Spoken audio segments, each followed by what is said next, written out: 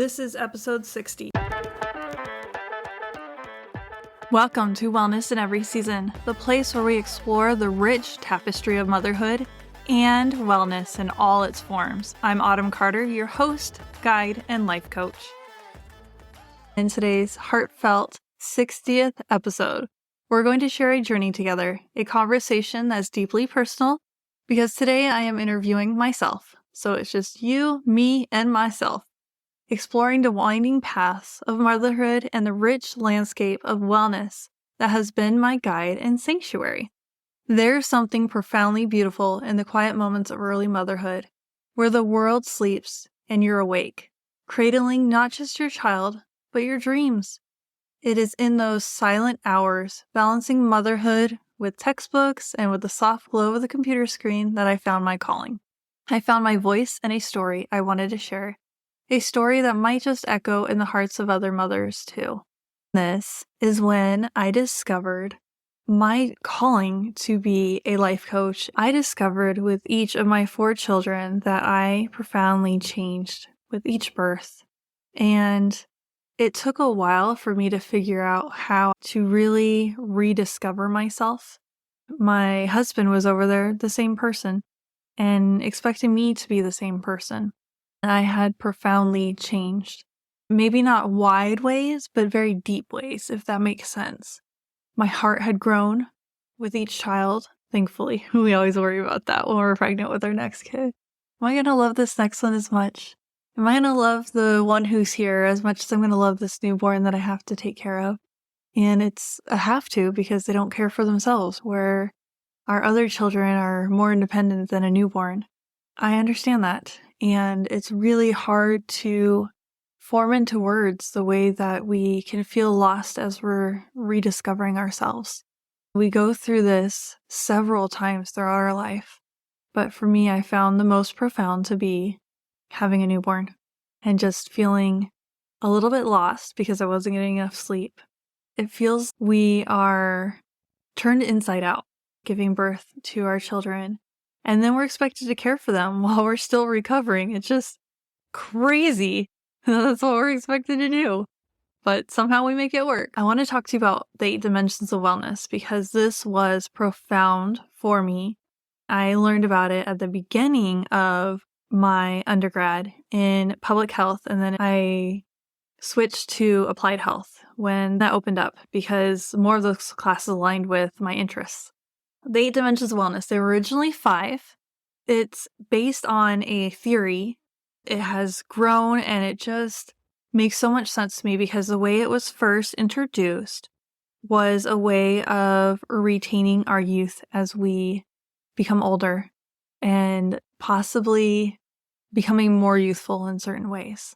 The 8 dimensions of wellness are psychological, physical, emotional, intellectual, financial, environmental, spiritual, social, and professional. They can be like these roots of a tree with deep roots and branches that reach for the sky. Each branch is each dimension of wellness, intertwining and nurturing the others. Embracing this was like discovering a secret. 10 to 1 and you nourish them all. Let one falter and the tree feels it. The tree can sense when its big arm has been cut off for whatever reason. Lightning strikes it, whatever. That happened to the tree in our last house before we moved in. We wondered why branches kept falling off when we had snowfalls or if it was really windy. Huge branches would fall off the tree. The current owners have apparently cut the whole thing down, poor tree. But when one big branch falls, the other ones are at risk. And it's the same with our wellness. Let me repeat again what the dimensions of wellness are for those of you listening. Physical, psychological, emotional, financial, environmental, spiritual. And spiritual does not mean religious for those who aren't religious. It encompasses so much more than religion. Social and professional. Okay, they are not isolated, they are intertwined, each one influencing the other. Every time I took a class and it talked about the dimensions of wellness, I got super excited and was bouncing in my seat. And sometimes I chose the classes when reading the description just because they were going to be talking about wellness.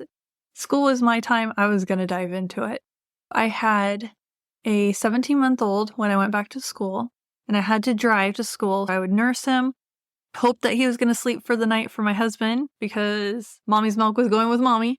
I had some frozen in the freezer, so it wasn't that big of a deal. The mom guilt and the worry and all that goes in with that. I would drive about 45 minutes to school for the first year, and I was pregnant with our second child when I finished and then was able to switch to online. And then I had 2 more children while I was still in school. It was a lot during that time. I'll go back to that and the things that I learned along the way because I want to share them with you. I think you'll find value in it. But I want to talk about this class that I took called The Helping Relationship. It was a turning point for me. I was 2 semesters away from graduating. I was thinking about going for a master's in public health. And this class transformed me. It was tough. It was full of hard truths about what it means to really help someone. This class was about helping somebody who had just gone through a disaster. And it taught me that sometimes the best way to heal isn't to fix. I have naturally a big fixer that I am still working on. It's gotten so much better. I just want to fix things for people. I don't want people to hurt. But the best way to heal isn't to fix, it's to support and to empower.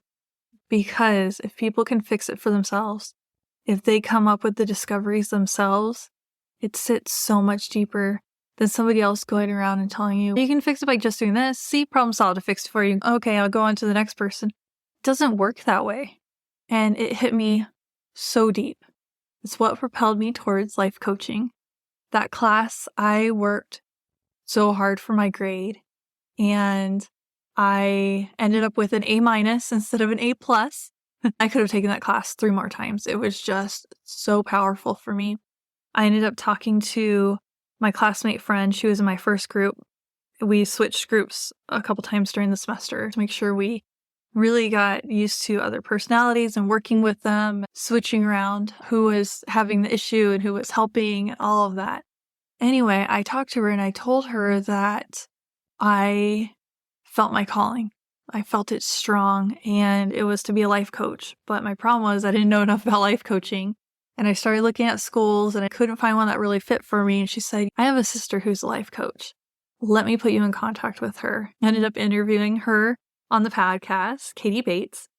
She's the one who is doing social wellness. She told me about the program she went through and a little bit about what she does and a few other things. We emailed back and forth. When I researched the school that she went to, I just had that moment. I'm sure you've all had it where it's just like, this is it. Like all the lights are pointing here. This is where I'm supposed to be. So I joined and it was amazing. While I was in there, I decided to focus on mothers. It was towards the end. I was thinking about what I want to do. I want to do it this way. I want to do it this way. And it just resonated with me so deeply that I wanted to focus on mothers because we tend to put ourselves laster than last. And we have so much chaos around us when kids are young, sometimes when they're older. There's so much that goes on around us, and we are the ones that are managing it, fixing it for everybody else. We end up taking on others' emotions and everything else. We're super involved in our children's lives, sometimes too much.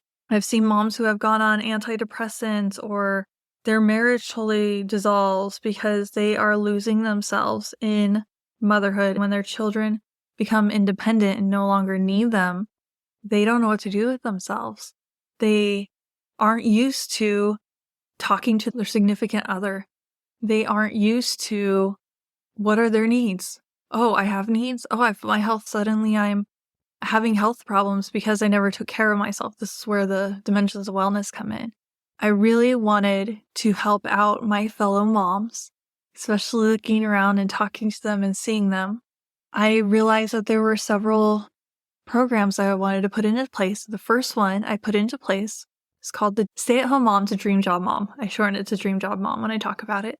It's for moms who want to go back to work, but they don't want to do what they did before they had kids.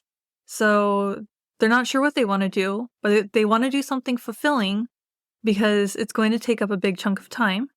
And they're not sure what that fulfilling thing is. They don't know what they like. They don't really have hobbies. I pilot tested the program, had so much fun doing it. And I realized during that program that I needed to have, like going back to college days, a prerequisite program. And that one is about reclaiming your time, because these moms were not setting aside the time to be an employee or to start a business.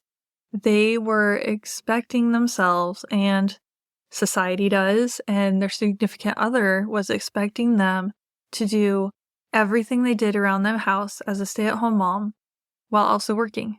The harder part was they were expecting that of themselves.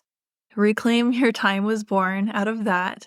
I put in all the pieces that I used when I was in school. I would look around and see the places where things were falling apart in between semesters, and sometimes I just had a couple days, sometimes I had a week. Usually it was a couple days. I would put together a system for organizing this, or time blocking this, or meal planning and really getting that put into place. What were our favorite meals? Have those ones on rotation. Redelegating things within the house, especially as I had more children, as I progressed through my degree and had higher level classes that took a lot more mental bandwidth as well as time. I really needed to become clear on what things mattered around the house, what things mattered to me, what things mattered to our children, and make sure that it was more about quality of time than quantity. These are the things that we really spend time on in the Reclaim Your Time program, because we need to have a really good foundation of who's doing what and when, what things matter, what things maybe we need to update our traditions because we're doing things that nobody cares about, but because we're still doing it, we're in a rut. So it's really about that. And Reclaim Your Time doesn't mean that you're reclaiming it for work. Maybe it's for a hobby. Maybe it's just so that you have self-care. Maybe it's so that you have time to exhale during the day. Those are my programs. And I wanted to talk to you for another minute about a really great worksheet that can give you a little taste of the Reclaim Your Time program. It's just a few pages, and it is about having a morning routine and an evening routine. Think of it like your bookends, and they are holding up all the books between them. If you have a really good routine for your morning and for your evening, you are waking up refreshed because in your evening, you are going to bed on time.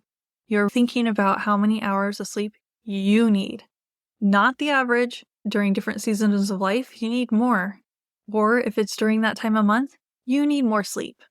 Really listening to your body, really figuring that out. So you're setting up things in the evening for the morning. You're setting up the morning for the evening.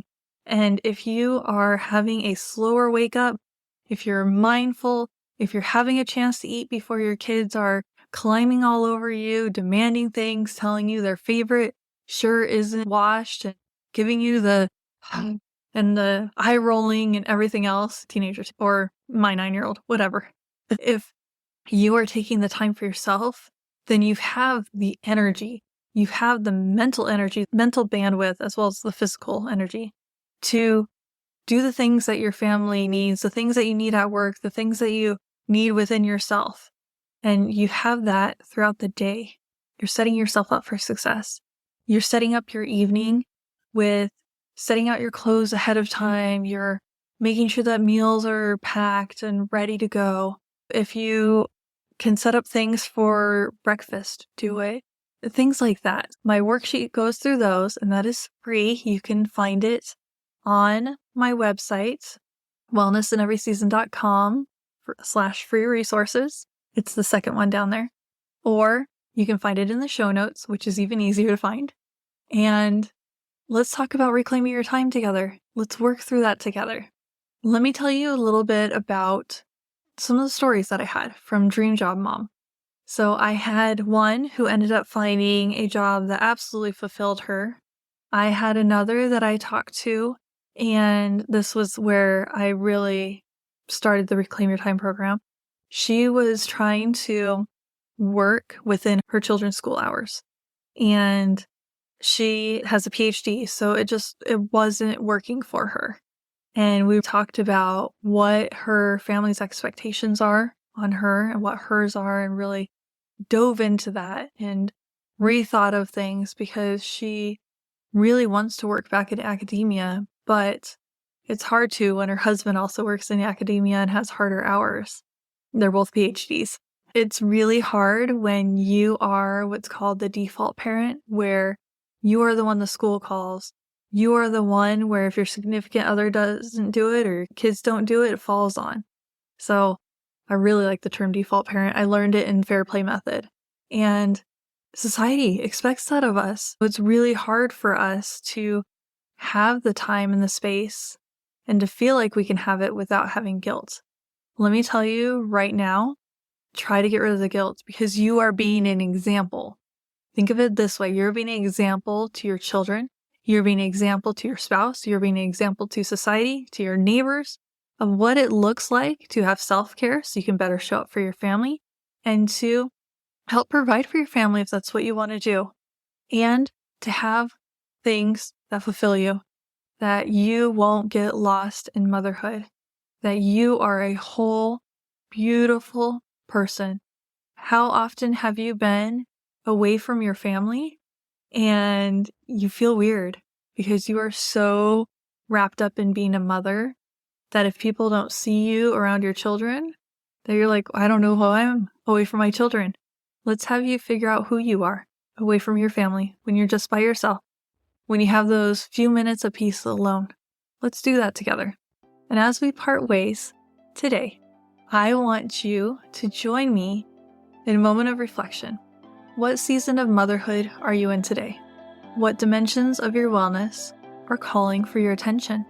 In nurturing our own branches of wellness, as we wrap up today, I want to give you 10 coaching questions to help you think about where you are at in life, what needs to change, what you're doing really well and feel really empowered by. So here they are.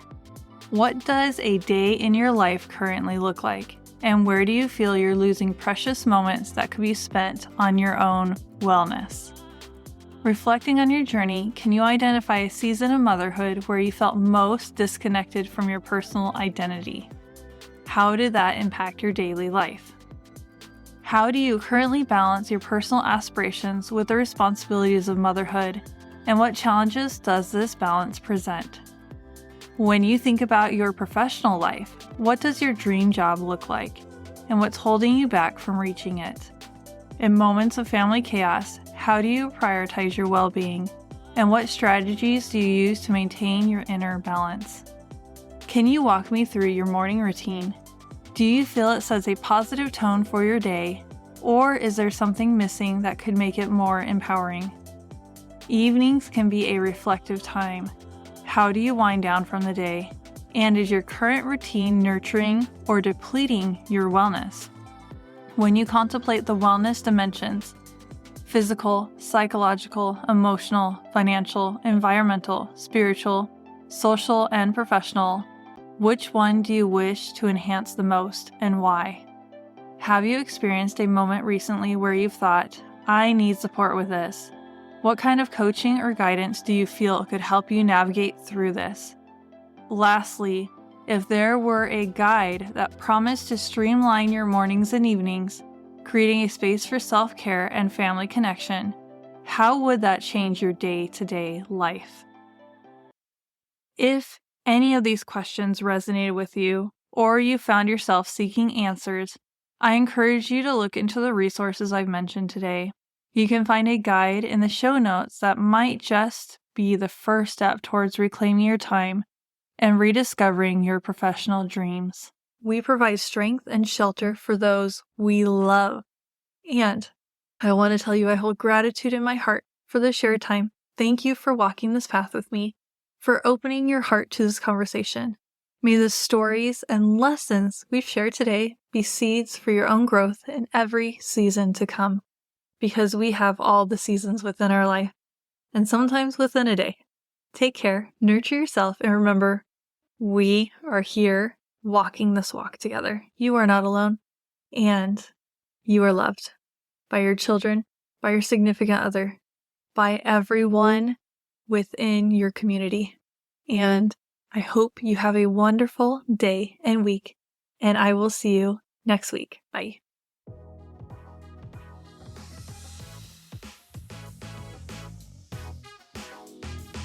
Thank you for joining us on this week's refreshing wellness discussion. I am Autumn Carter, your guide through the seasons of motherhood, and I hope you found inspiration and valuable insights during our time together. If you resonated with the topics we explored today and want to continue your wellness journey, I invite you to follow me on Instagram at Mom's Wellness in Every Season. There you'll discover a wealth of ongoing wellness tips specifically curated for moms like you. Sharing our podcast with others is an act of caring, and I invite you to spread the word by sharing, subscribing, and leaving a review wherever you enjoy your podcast. Your support is deeply valuable to us and enables us to reach more mothers who are seeking transformation and empowerment. If you have a specific topic you'd like us to cover in more detail, or if you're interested in a free coaching consultation, don't hesitate to reach out. You can send me a direct message on Instagram or visit my website, wellnessineveryseason.com, to send an email. I'm here to support you on your wellness journey. Thank you again for being part of our vibrant community. I am genuinely excited to connect with you, hear your stories, and continue this important discussion in the weeks to come. Until next time, remember to prioritize your well-being, embrace every season with grace, and always strive for wellness in every aspect of your motherhood journey. Take care, and I can't wait to catch up with you soon.